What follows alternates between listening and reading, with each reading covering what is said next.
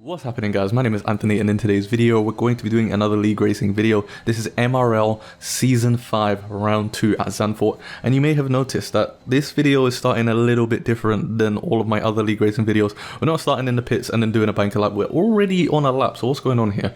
Well, what happened is during the actual event, as soon as qualifying started, my stream ended up crashing and I had to miss half of quali thanks to that. And by the time that I actually managed to get back in and everything was set up, I just wasn't really in the right mind space to do qualifying laps because I was more focused on the stream itself. So yeah, we only managed to do one lap in this entire quali session, and Zanvoort is really a track position oriented track similar to Monaco. Similar to Hungary, most of the work is done in qualifying, so to have to have missed half of qualifying thanks to my stream, it was just very unlucky. And it seems as if right now at this moment of time I'm just not having the best of time when it comes to league racing. Something always seems to go wrong for me in these league races. But anyways, as you can see, coming up to the final corner now, this has not been a good lap for the reasons I've just mentioned. However, I did think that I had some really good pace around here, so it was really gutting to have to miss all of that. But as we cross the line, we do a 1 minute and 9.3, which is nowhere near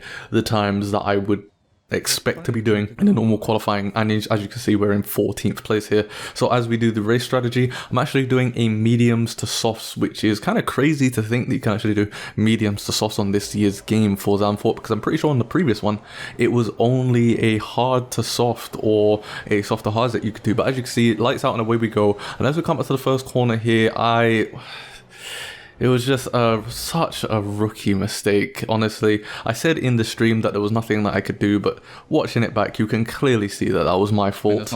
Once again, it was just, my mind was everywhere because of the whole stream thing. And then not being able to put the laps in, I was just really out of focus and I made such a silly mistake. But either way, at that time I was like, okay, there's no point in really just dwelling over that. I just need to focus at the task at hand and just try and claw my way back to a position that I thought would be very reputable of what my pace actually was at this track, because I did do some practice. I managed to get a little bit more practice than I usually would for some of these races, and the pace was really looking solid. So I definitely knew that, especially on the alternate strategy, we could do some damage here, and that's exactly what we set out to do. So right now we're just following, I believe that's the AlphaTauri ahead of us, not 100% sure, but we're just following him, trying to think of, you know, when we can actually make the overtake happen.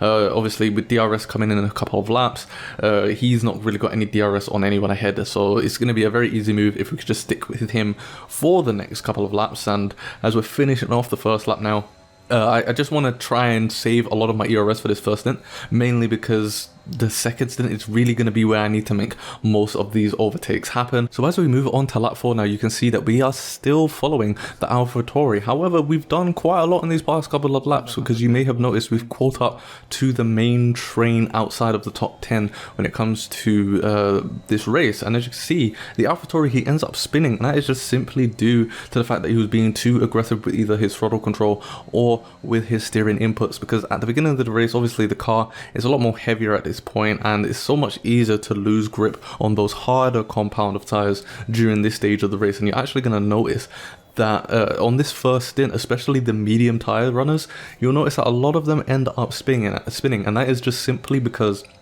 they're either being way too aggressive with the throttle, or they're being too aggressive with their steering inputs. Now, there are assists allowed in this tier, I do believe. I'm just not sure how many. I think it's just the racing line. So a lot of these guys, they're still not using traction control, which means if they're too aggressive with the throttle, then they will spin, especially either through the last corner or through this middle sector that we're going on here, because this middle sector, it is very, very easy to lose grip on the mediums or the hard compound tires. In fact, you could even lose grip quite easily on the softs, just obviously with the softs being so grippy on this on the circuit, it's a lot less easy to lose grip. But yeah, this first stint was pretty difficult for a lot of people. However, myself, I did do quite a bit of race practice for this one, so I was used to how the car felt towards the beginning of the race, and because of that I was able to take advantage a lot of this. But as you can see, we're trying to make the move happen on the Aston Martin. However, we just wasn't able to get the grip to really put our foot down on the throttle and we had to concede the move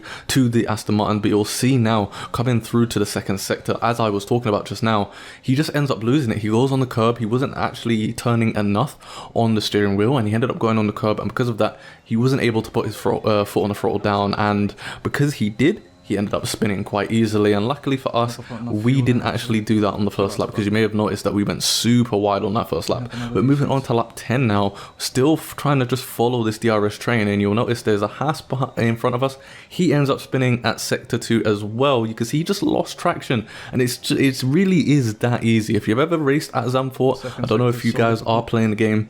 If you are, you will know if you've raced at Zanvoort. It is just so easy in the 50% to lose it. But we move on to lap 17 now, and that's because really and truly there was nothing really going on. We were just following each of the medium tire runners, and by the time lap 17/18 came along, we were towards the front of the grid, and we end up making the move on the Alfa Romeo, and now we are leading the Grand Prix. At this point, I saved quite a lot of ERS. You may have noticed the red lights blinking on that Alfa Romeo, whereas we still had about 50%. So at this time, it's our hammer time now. We really need to focus on just being as quick as we possibly can. And this first stint was pretty good. We were very consistent with our pace, and you'll even notice now, the race leader, he's going past us, and at this point I thought, okay, we'll just let him pass, let him do his thing. He's leading the race right now, so if I can just keep up with him with my 20 lap old tires, then that's really going to help us towards the time that we actually need to pit, because I believe we started in P15 or P16, roughly that area. I'm not 100% sure, but we were making quite a lot of gains here thanks to just following the DRS of the race leader in the Alpine. And you can see now, moving on to lap 23, we are about to pit, and we were able to stick with the Alpine leading the race. So that just shows how quick we were on those medium tires, because we were able to stick with him when he had much fresher medium tires than we did. And we decided to jump in the pits to just go for the undercut on Kai, who I knew wasn't gonna pit for a few laps yet. So yeah, we move on to the soft tires now, and now we're just trying to get through the field as quickly as we can. Moved on to lap 25 now, and you can see that yeah, we come up to these two, and we're now the third car in the DRS train. And I don't know how long you guys have been playing the game, but if you have been league racing for quite a bit, you will know that being the third car in the DRS train is the worst place for you to be in during the league race, because it doesn't matter how much of a tire advantage I have on the guy ahead, because he also has DRS, and because Zanvoort is such a difficult track to overtake, and the only place to overtake is on the start finish line straight with that DRS, it just becomes a very difficult task for me to actually make my way through. And as we move on to lap 27 now, you can see that Yoda, he's moving whilst braking, which was very frustrating to me, because you're not really supposed to be doing that. If you brake, you're not supposed to be changing up your lanes to try and defend from someone else. So it was very frustrating at this point, and you'll see now that this is the biggest incidence of him moving on the braking. So you can see now we've got the DRS, we're using our ERS as well. We move over, and then just so does he, just as we're braking, and he just knocks us wide. He did end up apologizing for that, so you know, there's no hard feelings for it. It's just, it was frustrating at the time, and as you can see, we almost ended up going straight into the wall, and yeah, that would have been very costly for us, which would have been super frustrating. But moving on to lap 29 now, you can see there's a yellow flag. I'm not sure what happened, but it did cause a safety car, and then this is where things just went super downhill. So yeah, we decided that we're not going to pit, because we've only been on our soft tires for 5 laps, and anyone who would pit in this situation would just be losing out, especially considering we are at Zanvoort, where track position is key. So we're at the moment just thinking, okay, who's going to be pitting ahead of us? I did see that Yoda, he's on the mediums, he's going to want to be on the softs, especially after the restart, so he's definitely going to go in the pit, so we're going to make up a position on him. And I do believe that the race leader and some of the other guys ahead of us as well, they did pit to go on the mediums. However, they were still going to come out ahead of us because of how far they were ahead of us anyway. But you can see that me and Jake, we didn't go into the pits because, as I said, we're in that situation where we were already on the soft tires. And then moving on to the safety car restart, this is where things just go horrible for us. We end up recreating the Mugello 2020 safety car restart. So you can see that Dougie, he finally goes after a couple of swings to warm up his tires,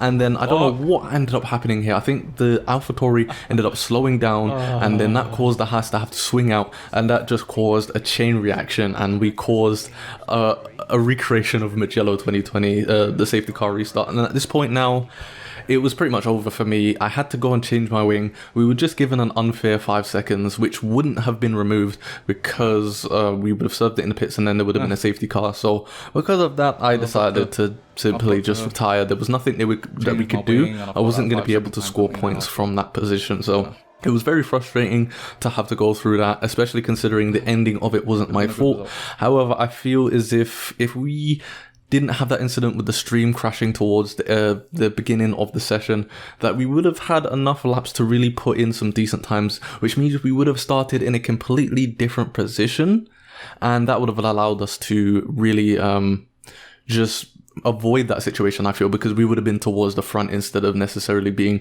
mid-pack with all of that carnage. So that's going to be it for this video. Sadly, we didn't score any points because of that incident, but I hope that you did enjoy it. If you did, make sure to smash the like button and subscribe to the channel if you're new, and I hope to catch you guys in my next video.